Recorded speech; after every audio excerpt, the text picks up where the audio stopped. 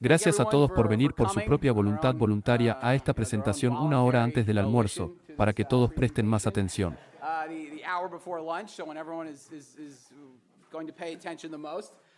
También quiero agradecer al Instituto Maísis por pedirme que hiciera esta presentación. Así que el título de mi charla de hoy es Roosevelt sobre la era progresista. Y entonces reconozco que es el final de la semana. Así que toda la semana hemos estado aprendiendo sobre la economía australiana de, en particular, Ludwig von Mises y Murray Rothbard. Y en esta charla, voy a discutir un área de interés de investigación muy importante. Está bien, un área de interés de investigación muy importante. Pensé que era de Nueva Jersey, así que soy lo suficientemente fuerte. Pero de todos modos, supongo. Supongo que no. Tengo que apoyarme en un poco del pensamiento de Rothbard. El Dr. Klein discutió esto un poco en su charla sobre el gobierno en las grandes empresas más temprano en la mañana. Así que usó a muchos historiadores, muchos economistas, historiadores económicos, politólogos, en particular a Gabriel Coco. Así que hay un viejo dicho, al menos en la televisión, que los Simpson lo hicieron. Así que cuando se trata de cualquier cosa, cualquier tipo de arco argumental, arco de personajes, historia de episodios, los Simpson tienen un episodio sobre eso. Así que se podría decir de manera similar que Rothbard lo hizo. Cuando se trata de cualquier tipo de teoría económica, historia económica, ciencia política, etc., lo más probable es que Rothbard escribiera algo en él. En algunos casos escribió un libro entero sobre ello, y este es uno de esos casos. Entonces, cuando se trata de la era progresista, Rothbard lo hizo, por así decirlo. Entonces, ¿de qué se trata esta presentación? Así que analiza el próximo libro de Rothbard, The Progressive Era, que saldrá a finales de este año en el otoño, y en parte inédito, en parte publicado. Por lo tanto, contiene un manuscrito inédito escrito a fines de la década de 1970 y sus ensayos publicados sobre el periodo escritos en la década de 1980 en la década de 1990. Entonces, para aquellos de ustedes que han leído algunos de estos ensayos, como la Primera Guerra Mundial como cumplimiento, estos fueron una especie de, escribió esos ensayos sobre temas que planeaba hacer. Planeaba escribir más sobre el libro si lo terminaba. Así que originalmente quería escribir un libro completo sobre el periodo. Su interés por la investigación cambió y terminó escribiendo ensayos. Así que para cualquiera que haya escuchado sus conferencias de 1986 en Brooklyn Polytech, están en YouTube. Están en la organización de puntos. Se llaman La economía estadounidense al final del laissez-faire de 1870 a la Segunda Guerra Mundial. Estos son muy similares a aquellos. De hecho, cuando estaba dando una especie de conferencia en clase, en realidad usaba partes de su libro, por lo que se iba de él. Así que es algo muy similar. Y este es su tratamiento de un libro. Así que si alguna vez los escuchas y dices, chico, desearía que escribiera algo sobre esto. Bueno, ahora en realidad escribió algo sobre esto. De acuerdo, el libro es un poco para hablar sobre el libro. El libro tiene aproximadamente 600 páginas con 15 capítulos y los primeros 9 capítulos son el manuscrito del libro inédito. Así que son aproximadamente 300 páginas y estas fueron descubiertas en los archivos. Y podría pasar toda una presentación de PowerPoint simplemente pasando por el proceso de descubrimiento de una especie de búsqueda del tesoro. De que tuvieras que buscar en todos los archivos y encontrar esto. A veces las páginas se intercalaban entre, ya sabes, montones de notas, etc. Pero de todos modos, todos, los 9 capítulos completos, están ahí. Pudimos encontrarlos y editarlos. Y discuten muchos tipos de ejemplos históricos canónicos de la era progresista. Así que discute las intervenciones ferroviarias. Pasa por la Comisión de Comercio Interestatal. Pasa por el movimiento de fusión alrededor del cambio de siglo. Discute la elección de 1896 en la caída del tipo de laissez-faire de los demócratas durante este tiempo y la presidencia del primer presidente progresista Theodore Roosevelt. Los 6 capítulos restantes son una especie de ensayos publicados anteriormente, aproximadamente unas 300 páginas, y estos son sobre temas que si hubiera terminado el libro, los habría escrito en una especie de formato de capítulo. Discutieron el progresismo local, los orígenes del estado de bienestar, la Primera Guerra Mundial, la Reserva Federal y el corporativismo de la década de 1920. Así fue cuando Herberto Hoover fue secretario de Comercio y más tarde presidente de los Estados Unidos.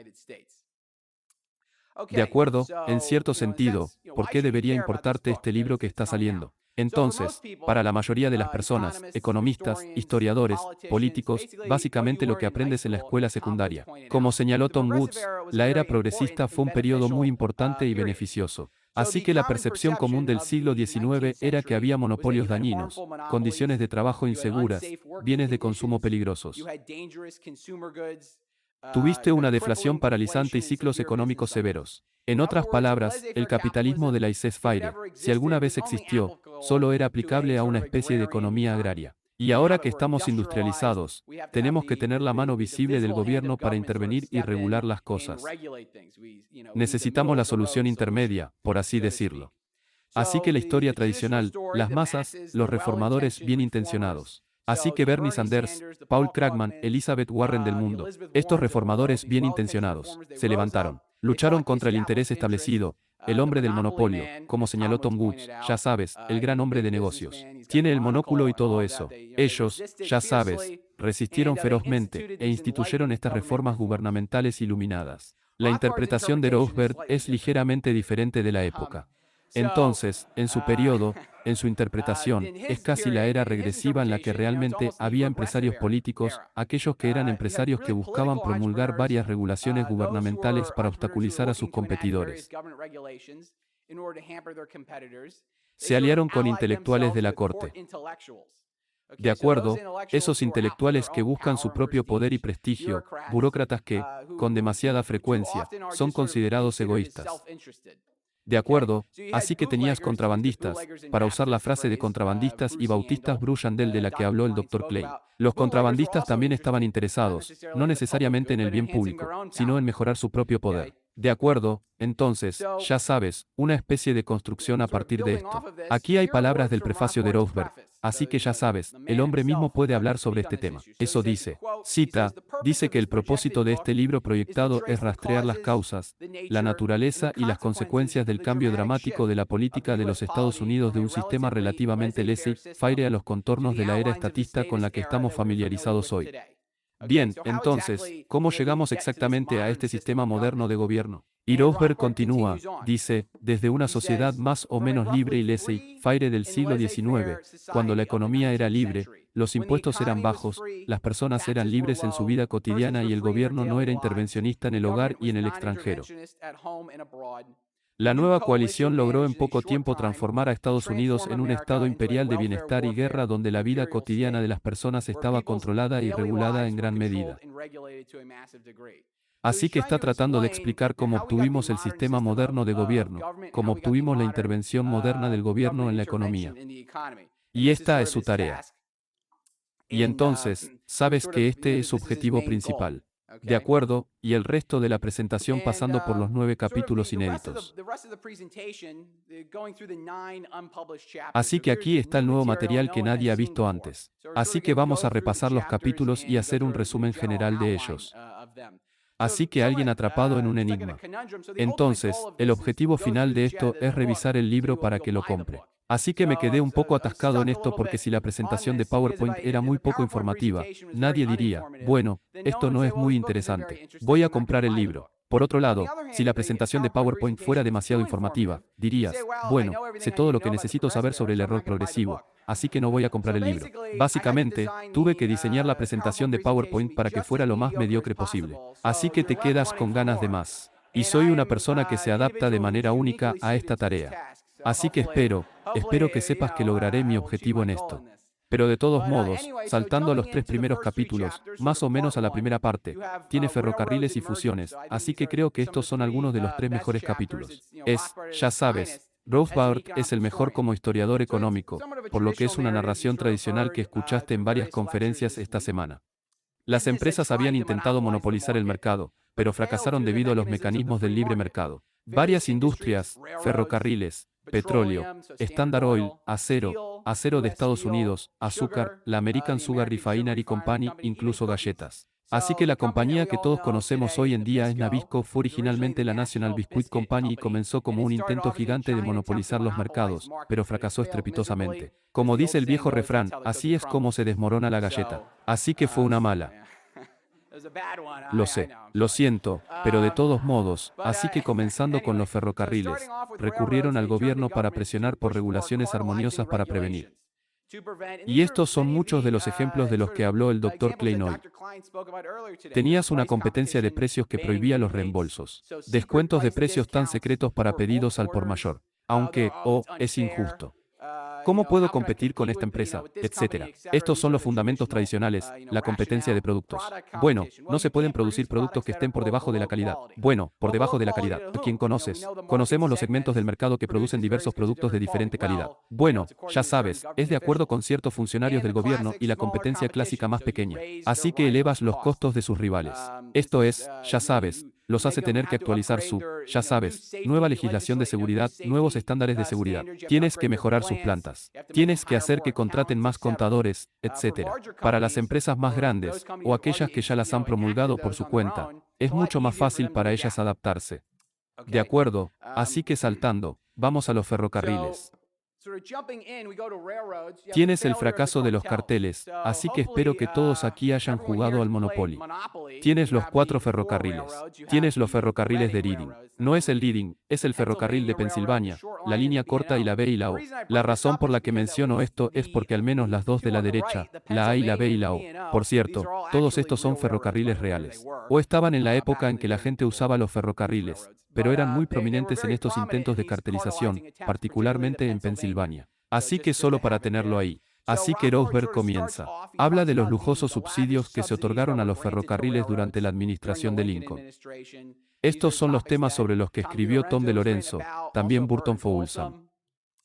Y por eso eran ferozmente competitivos. Así que los ferrocarriles intentaron formar piscinas. Era básicamente su definición, básicamente su forma de cartel. Se juntan. Susto ferroviario. Esa era la idea. O ya sabes, ferrocarril. Y sabes que trabajaste para subir las tasas, pero no funcionaron debido a las trampas y la nueva competencia. Así que esta es la teoría básica de los cárteles en el sentido de que todos los cárteles fracasan debido a la competencia interna y externa. Es, ya sabes, la forma más fácil de pensarlo. Competidores. Los nuevos competidores que ingresan a los competidores existentes para decir, sí, no vamos a aumentar, no vamos a reducir las tasas, etc. Se dan la vuelta y luego promulgan varios secretos, ya sabes, reducción de tasas. Así que Roosevelt pasa por muchos ejemplos. Dos de los más destacados que enumeraré aquí son el grupo de Iowa a Chicago y viceversa en el Comité Ejecutivo Conjunto, de Chicago a Nueva York. Entonces, cada vez que los ferrocarriles intentaban modernizar, particularmente las tarifas entre estados conocidas como tarifas interestatales, sucedía el resultado clásico que básicamente diría una economía sólida. No funcionaron. Así que aquí hay una cita de un historiador que influyó en Roosevelt, escribió La mano visible del gobierno, por lo que su nombre era Alfred Chandler. Eso dice, cita, para 1884, casi todos los gerentes de ferrocarriles y la mayoría de los inversores estaban de acuerdo en que incluso los carteles más cuidadosamente ideados no podían controlar la competencia. De acuerdo, alguien dijo una cita, así que en el mercado no puedes controlar la competencia. Entonces, en cierto sentido, ¿qué hacen? Bueno, presionas por la regulación. Así que Albert Fink era un cartelista alemán. Lo trajeron de Alemania a trabajar para tratar de estabilizar las tarifas ferroviarias. Tenía una cita muy franca y escribió esto. Escribió esto en una carta privada en 1876. Dice, es dudoso que esta cooperación pueda garantizarse mediante la acción voluntaria de las empresas de transporte. La supervisión y la autoridad gubernamentales pueden ser necesarias hasta cierto punto para lograr el objeto a la vista. Así que la idea era que tenías demasiados competidores. Están engañando. Necesitas hacer que los acuerdos de los cárteles sean coercitivos, no puedes dejarlos. Y debe intentar prohibir los reembolsos. Esa era la idea básica. Por lo tanto, es necesario contar con la mano visible del gobierno para hacer algo que la mano invisible del mercado no podría hacer. Y los ferrocarriles son uno de los principales intereses. Otros eran cargadores. Enviaban sus productos por ferrocarril. Tenías agricultores similares detrás de la campaña por las regulaciones federales, así que a todos les dolía la barriga. Algo sobre las tarifas del ferrocarril. Los ferrocarriles decían que las tarifas eran demasiado bajas, los transportistas decían que las tarifas eran demasiado altas, y la gente decía, bueno, espera un segundo, ¿por qué estoy pagando una tarifa más alta que mi competidor? Etcétera. Así que todos tenían algún tipo de interés personal en lograr que el gobierno controlara las tarifas ferroviarias. De acuerdo, ya sabes, en cierto sentido, ¿qué obtenemos? Bueno, como que consigues un compromiso. Obtienes la Ley de Comercio Interestatal de 1887. Esto prohibió los reembolsos, que a los ferrocarriles les gustaban, y prohibió los grupos, que a los ferrocarriles no les gustaban particularmente. Pero también creó una comisión reguladora. Así que toda la historia de la CPI es básicamente un intento gigante de los ferrocarriles de cartelizar descaradamente, ya sabes, prohibiendo descaradamente los carteles. Parece demasiado obvio en cierto sentido, si en realidad, ya sabes, tienes piscinas, por así decirlo. Así que JP Morgan es un banquero de inversiones muy prominente. Ha aparecido significativamente en esto en el libro. Trató de estabilizar las tasas después de que la ley no funcionó. Intentó trabajar en la comisión y no funcionó. Y condujo a actos posteriores como la ley Elkinsanti, reembolso de 1903 en la ley Hepburn de 1906. El problema era que, aproximadamente una década después del cambio de siglo, una especie de intereses navieros rivales, capturaron la comisión y comenzaron a bloquear los aumentos de tarifas. De acuerdo, hay un viejo dicho que dice que la política es personal, por lo que importa a quién tengas en la cima. Podrías tener una legislación gubernamental. Si tiene a alguien favorable a su interés, puede hacerlo cumplir. Sabes, es exactamente la misma ley, pero si tienes a las personas adecuadas a cargo, puedes hacer lo que quieras con él. Al menos en el entorno actual.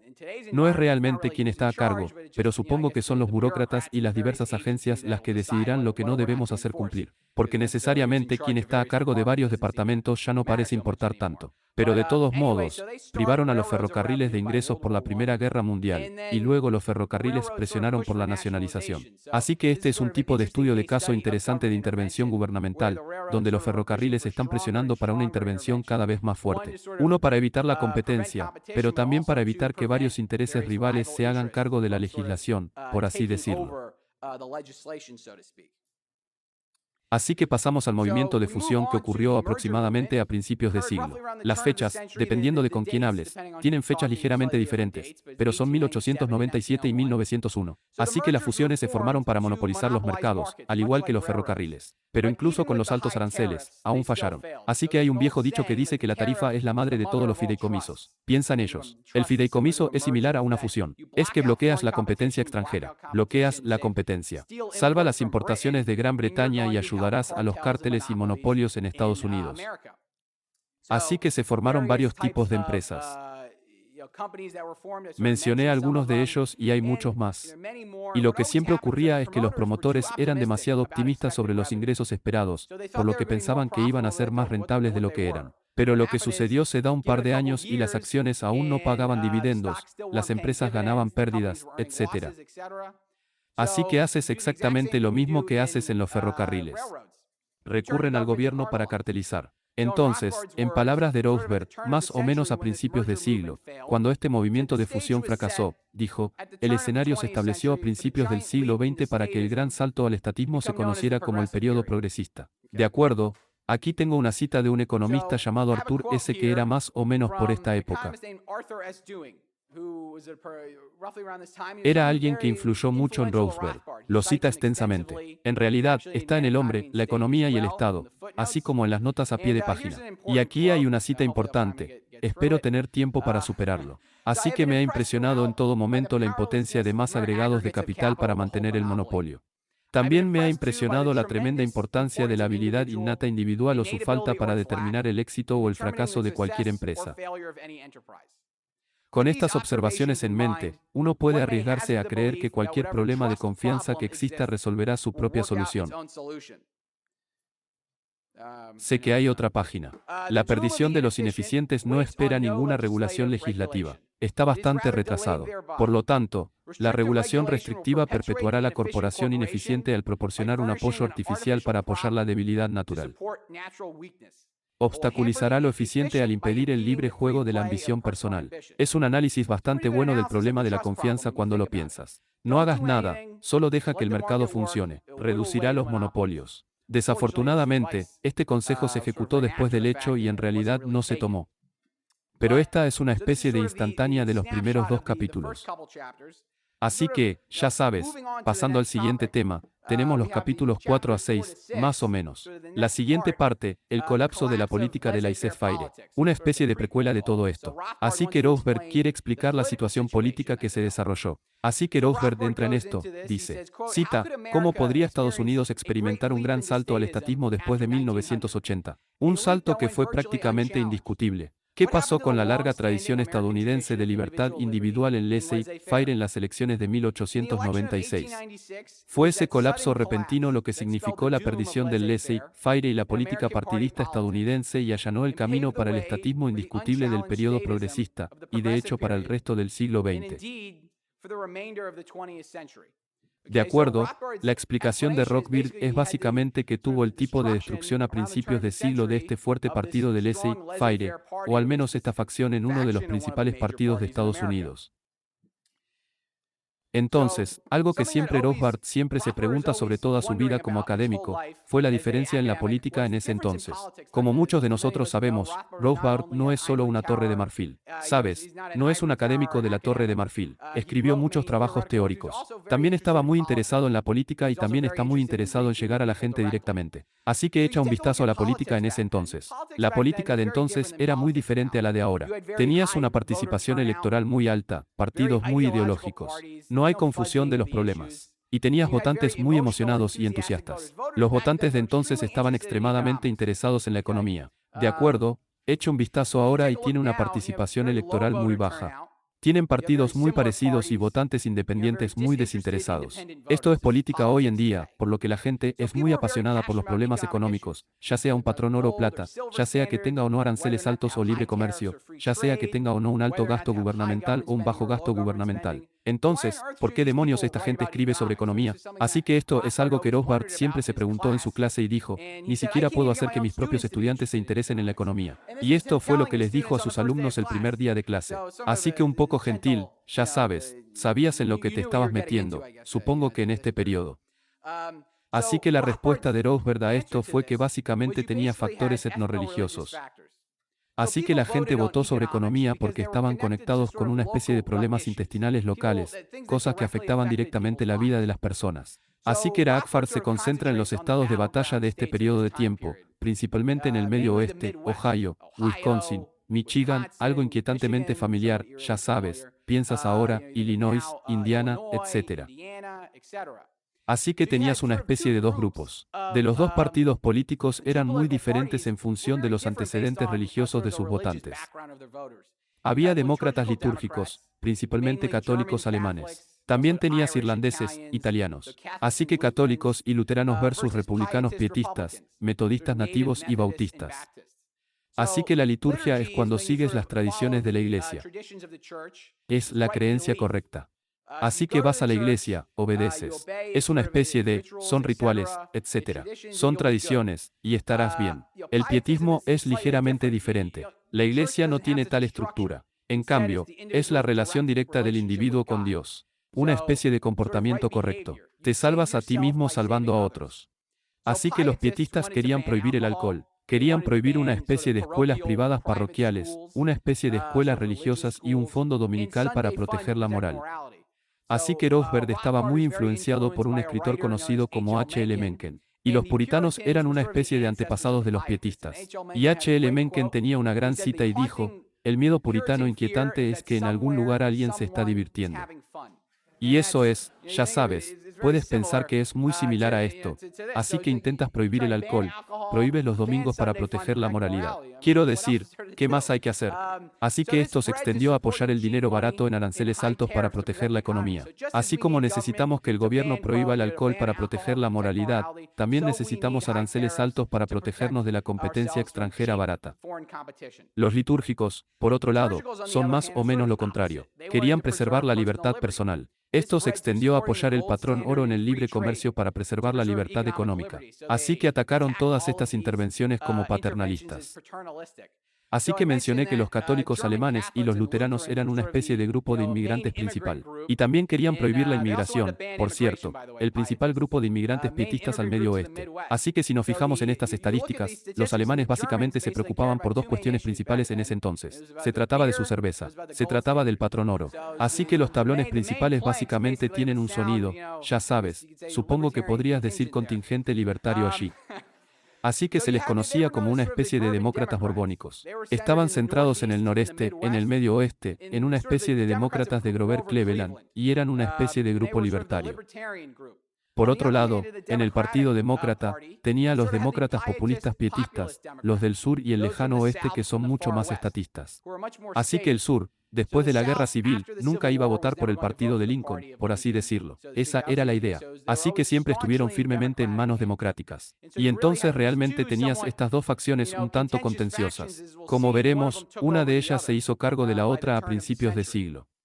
Así que, en cierto modo, tenemos el ascenso y la caída de los demócratas borbónicos. Así que miras el espacio de aproximadamente, ya sabes, 2 ciclos electorales. Si miras esas fotos, tienes a Benjamin Harrison a la izquierda, arriba a la izquierda. Es un republicano presbiteriano pietista de Indiana. Y a la derecha tienes a Grover Cleveland, una especie de presbiteriano más litúrgico de Nueva York. Creo que era de Buffalo. Y así fue, ya sabes, el tipo de enfrentamiento tradicional, por así decirlo, que ocurría cada 4 años. Entonces, debido a la demografía, básicamente una mayor tasa de natalidad en la inmigración, los demócratas estaban ganando lentamente la ventaja en el medio oeste. Así que Roosevelt pasa una gran cantidad de tiempo pasando por estas elecciones locales y estatales en 1890, el Congreso, las elecciones de mitad de periodo, y también pasa por las elecciones de 1892. Así que los demócratas básicamente, finalmente estaban obteniendo, ya sabes, están obteniendo la ventaja. Y lo que sucedió es que los republicanos se dieron cuenta de que estaban perdiendo la estrategia, por así decirlo. Así que abandonaron el pietismo. Minimizan la prohibición del alcohol y sus inclinaciones por el dinero blando, como los billetes verdes o la plata, se vuelven más favorables al oro.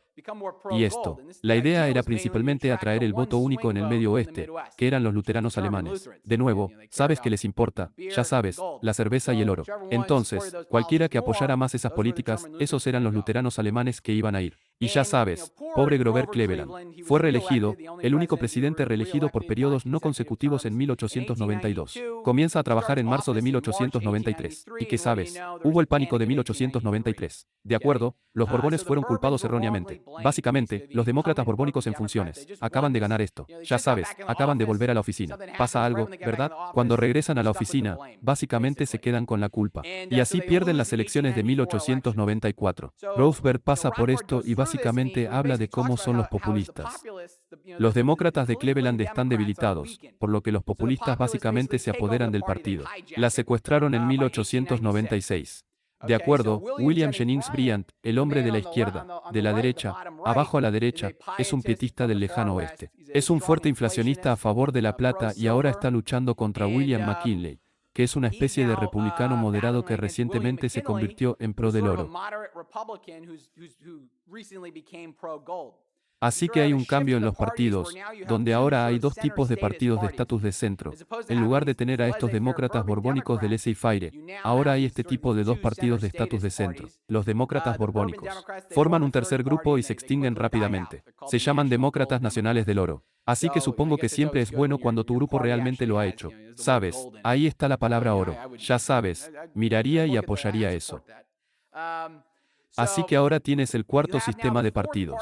Así que el sistema de tercer partido fue después. Fue durante la especie de justo después de la Guerra Civil de 1854 a 1892. Y más o menos tienes el cuarto sistema de partidos de 1896 a 1932, que permite la puerta abierta del progresismo. Básicamente el comienzo de la política moderna tal como la conocemos. Ambas partes son muy similares. Hay menos énfasis religioso, y esto significa una caída en la participación electoral. Los votantes, ya sabes, tienen menos energía. Y lo más importante, tuviste contiendas cerradas que ahora fueron reemplazadas por deslizamientos de tierra republicanos. De acuerdo, durante los primeros 10 años de la era progresista, los republicanos controlaron la Cámara de Representantes, el Senado y la Presidencia. De acuerdo, solo lo hicieron una vez. En la era posterior a la Guerra Civil, solo había un republicano. Solo hay un presidente demócrata elegido durante este tiempo. Era Woodrow Wilson. Ni siquiera tenía todas las. Fue una separación. Era un concurso a 3 bandas. Básicamente, tenía menos de la mayoría. Entonces, algo que es interesante, es importante señalarlo. Es importante tener en cuenta que esto en realidad se asoció con una especie de desdemocratización al aumentar la burocratización de las posiciones anteriores. El periodo progresista en realidad no fue un periodo de aumento de la democracia, y esto se hizo principalmente para aislar al gobierno de la ira de los votantes. El comienzo de la administración pública comenzó alrededor de este periodo de tiempo en el que antes de poder reemplazar, ya sabes, tenías varios puestos que ser elegidos. Ahora están un poco aislados. De acuerdo, así que el tipo de pantano simplemente se queda en un pantano. Ni siquiera puedes reciclar a la gente. Ya sabes, solo puedes agregar más personas, así que solo puedes crecer en ese punto. Así que aquí hay un historiador por el que Rothbard está muy influenciado. Creo que es una cita reveladora. Dice que el efecto acumulativo de la no competitividad y la desmovilización masiva fue aislar aún más la toma de decisiones de la opinión masiva organizada.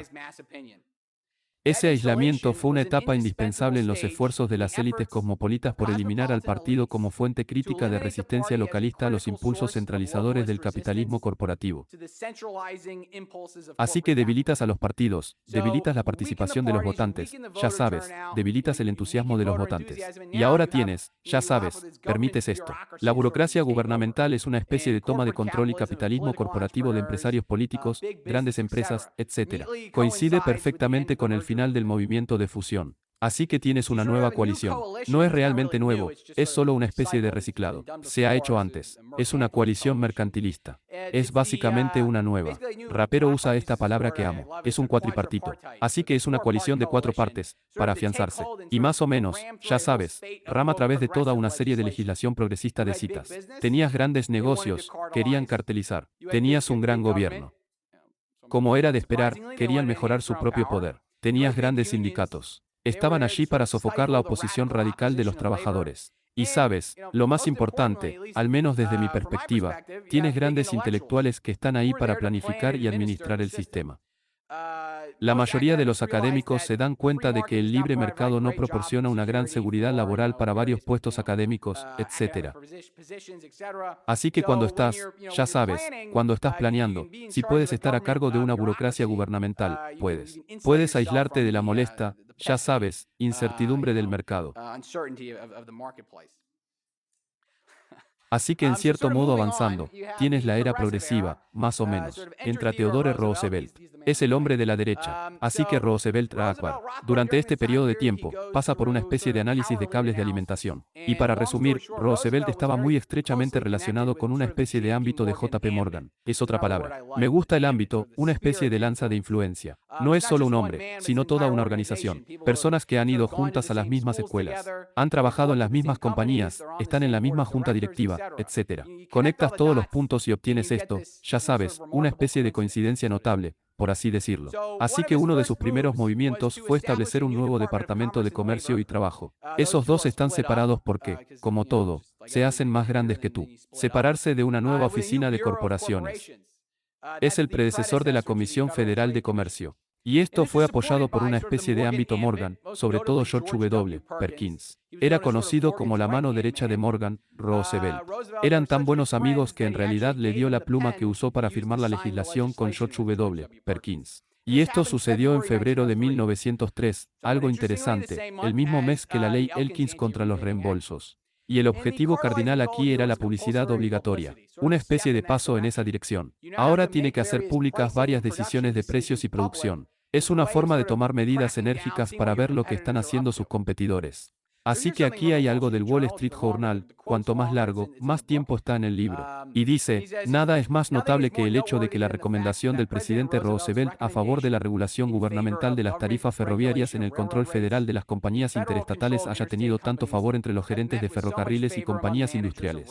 Así que no es como si estas reformas estuvieran, ya sabes, estuvieran encadenadas. Ya sabes, el negocio. Están siendo encadenados. Están luchando contra ellos con todo lo que tienen en su lugar, ya sabes, son cálidos. Están diciendo, de acuerdo, vamos a usar estas regulaciones, ya sabes, vamos a tratar de darle forma a nuestros deseos. Básicamente, todavía leo el Wall Street Journal, así que ha sido un buen periódico después de todos estos años. Pero más o menos, pasamos a una parte muy famosa de la presidencia de Roosevelt.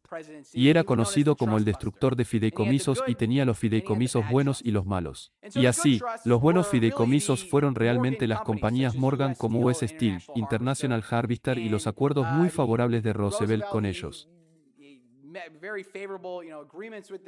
JP Morgan básicamente pudo sacar al gobierno de las espaldas de su compañía. Así que ya sabes, la forma en que algo de esto funcionó es que JP Morgan, se reunió con el fiscal general en un jet privado en la pista del área de Phoenix. No, estoy bromeando. Es una cosa posterior. Tengo mis hechos mezclados. Pero de todos modos, es bastante similar a eso. Hablaron un poco de sus nietos. Y luego, ya sabes.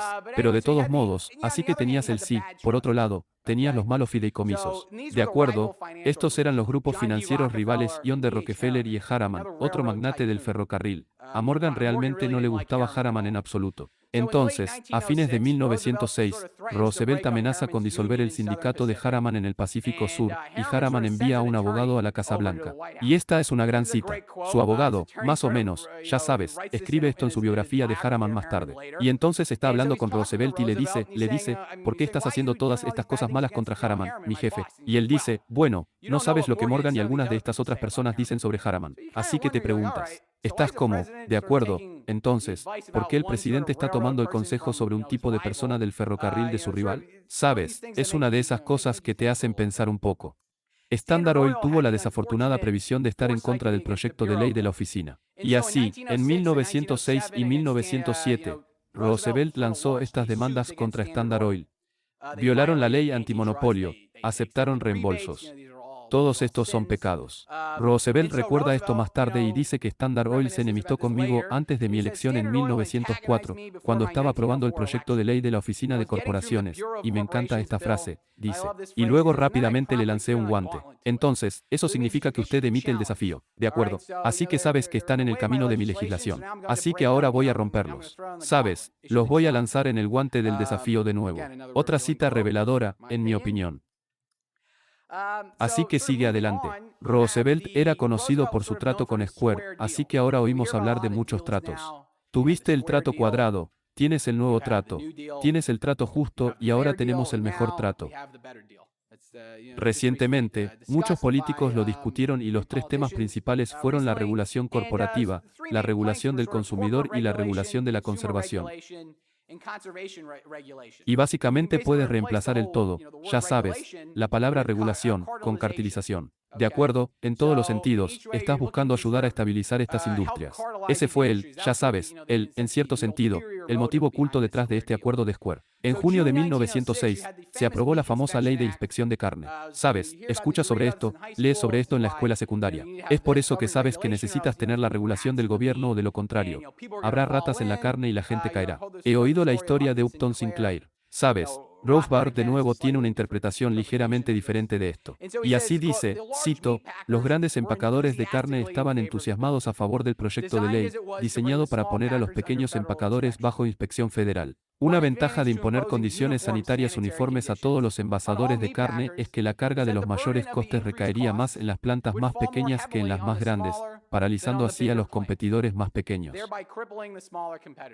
De acuerdo, esto es muy similar al aumento de los costos de los que habló el Dr. Clay. Es que muchas compañías de carne, las compañías más grandes, ya tienen estos estándares de seguridad. Sí, claro, haz que todas las demás compañías lo hagan. Van a tener que gastar todo este dinero en mejorar sus instalaciones y eso les va a perjudicar para seguir adelante. En realidad, el mismo mes y de hecho, el mismo día que Roosevelt firmó la Ley de Alimentos y Medicamentos Puros. Esto no creó la FDA, pero más o menos. La FDA se creó más tarde, pero fue el primer paso en el camino. Y Rothbard dice sobre esto, dice que la Ley de Alimentos y Medicamentos Puros tampoco fue un triunfo de la gente sobre los intereses.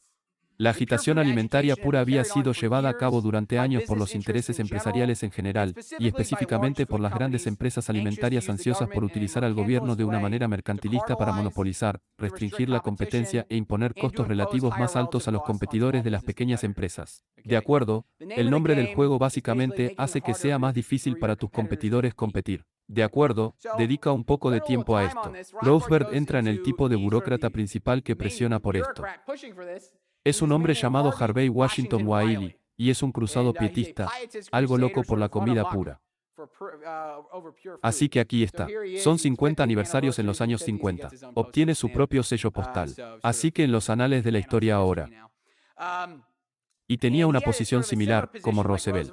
Tenía los buenos negocios como el azúcar y ya sabes, piensas en el whisky puro frente a los negocios malos y caros. Estaban produciendo productos de calidad inferior. Tenías sacarina, una especie de sustituto del azúcar. Pusiste café y comiste. Tomaste una especie de whisky rectificado, una especie de whisky puro, más impuro. Estaba a favor del azúcar y de los aranceles al azúcar, así que en realidad no tengo esta cita, pero creo que es algo reveladora. Déjame ver si puedo sacarlo a colación. Habla de azúcar y es muy raro. Entonces él dice, déjame hacer los dulces de la nación y no me importa quién haga las leyes. Está canalizando a su Rothschild interno allí, y dice que el consumo de azúcar es una medida del progreso en la civilización. La infancia sin dulces sería el cielo sin arpas. De acuerdo, la FDA ha cambiado un poco su posición sobre el azúcar, pero él también lo ha hecho. Estaba muy a favor de los aranceles al azúcar y dice que el libre comercio es el tierno nidaje tropical de los hoteles universitarios y los diletantes profesionales. Estos aficionados, en realidad no saben de lo que están hablando. Y entonces le preguntaron, ya sabes, el arancel del azúcar dejaría sin trabajo a un grupo de personas en el Caribe. Es una especie de cita reveladora. La mayoría de los progresistas de la época eran muy racistas. Roosevelt entra en esto. Dice que el nativo, que se relaja malhumorado al sol, puede mirar hacia arriba y ver cocos y plátanos. No se morirá de hambre ni se congelará. Así que supongo que déjalos comer cocos, más o menos. Esa es la idea. Eso es lo que está buscando. Pero de todos modos, era un cruzado piadoso. Tenía el impulso de una gran moralización y con el tiempo se secularizó. Y este es su biógrafo. Esto le sucedió a muchos intelectuales en esta época, y dice, la ciencia llenó el vacío dejado por la pérdida de la fe. Quizás los puntos de vista de Wiley provenían de su herencia del cristianismo evangélico, una herencia cuya superestructura teológica había perdido su celo por él, pero cuyo ardiente celo por la justicia social permanecía. De acuerdo. Y así Wiley. Eventualmente Roosevelt entra en esto. De alguna manera tuvo su merecido, porque lo que sucedió es que comenzó a atacar la sacarina y Theodore Roosevelt realmente disfrutó de la sacarina. Lo ponía en su café todos los días. Y así, para Roosevelt, este fue el final de Wiley, dijo. Sabes, hay una cita que dijo, cualquiera que piense que la sacarina es mala para él era un idiota, eso está en un libro. Y el más o menos terminó reemplazando a Wiley. Así que ya sabes, al final del día, ya sabes, obtuvo lo que se merecía de él, más o menos. Solo quiero repasar brevemente esta parte, una especie de acabado. Está en conservación. Si no te has hecho a la idea ahora, fue un esfuerzo de evangelización gigante. El aliado de Roosevelt en esto fue Gifford Pinchot. Durante mucho tiempo pensé que era una especie de interpretación de Pinocho o Pinchot o el Pincho del servicio forestal. Y el nombre básico del juego aquí, como todo lo demás, era que retirabas la tierra y también podías subsidiar a varios fabricantes de madera. Sí, claro. Quieren que el gobierno retenga tierras del gobierno para que las usen nuevas compañías madereras porque esto aumentará el valor de su propiedad preexistente. De acuerdo, de nuevo, tienes otro ejemplo, brevemente, de subsidio. Tienes irrigación, la ley de Newlands. Así que subvenciona el riego o subvenciona. Es un proceso muy similar. Es lo mismo que está pasando hoy. Una especie de terminar aquí fue el capítulo 9. Así que este es el progresismo local y esta es la Federación Cívica Nacional. Así que esto está organizado en 1900 y fue organizado por grandes empresas y grandes intelectuales. Así que tienes a Ralph fácilmente. Él es el organizador de esto, y tiene una cita muy reveladora, porque los progresistas se enorgullecían de estar en el medio del camino. Entonces, por un lado, tenías un capitalismo del laissez-faire demasiado imprudente. Por otro lado, tenías un marxismo proletario demasiado confiscatorio, ¿verdad? Entonces, dijo, nuestros enemigos son los socialistas entre los trabajadores y los anarquistas entre los capitalistas. Es una cita muy reveladora. Así que fíjate en cómo llama a los capitalistas el asunto de las damas anarquistas. El capitalismo podría causar anarquía, pero no el tipo bueno de anarquía. Ya sabes, el tipo malo de anarquía. Ya sabes. Todo está en llamas y todo eso. Y, por lo tanto, son prominentes en el apoyo a muchas regulaciones estatales y locales muy locales, en particular la legislación de seguridad, la prohibición del trabajo infantil, etc. ¿Sabes por qué harían eso? Así que otro historiador, Robert, está muy influenciado por estos. Una cita muy reveladora. Dice que una serie de leyes progresistas no solo fueron apoyadas, sino que también fueron redactadas en varios casos importantes por empresarios ilustrados. Estos son tipos iluminados. Por lo tanto, estos hombres, muchos de ellos liberales corporativos, podrían apoyar alguna regulación sobre la base de que una aplicación uniforme de las leyes por parte de los estados o el gobierno federal permitiría al empleador con conciencia social competir en pie de igualdad con el empleador individualista que reduce los costos. De acuerdo, para que sepas si tu individualismo es malo. Ahora sabe que está empleando, que está dirigiendo un taller clandestino, que está empleando a niños o que simplemente está reduciendo costos. De acuerdo, por supuesto, a las empresas que no utilizan esos tipos particulares de proceso de producción les gustaría verlos prohibidos. Pone un obstáculo, ya sabes, obstaculiza a sus competidores. De acuerdo, entonces sucedió lo mismo, no solo a nivel federal, sino también a nivel estatal y local.